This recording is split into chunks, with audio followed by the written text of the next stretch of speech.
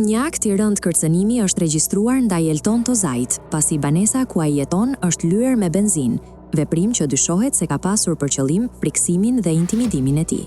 Ngjarja vjen vetëm pak ditë pas një episodi tjetër serioz, ku Tozai u dhunua në mënyrë barbare nga persona ende të paidentifikuar. Ky zhvillim i fundit e përshkallëzon më tej situatën dhe rrit shqetësimet për sigurinë e tij personale.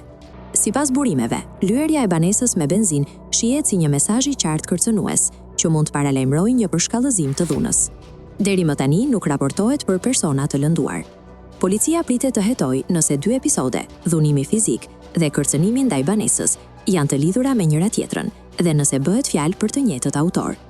Autoritetet janë në fazën e verifikimit për zbardhjen e plotë të rrethanave dhe identifikimin e përgjegjësve.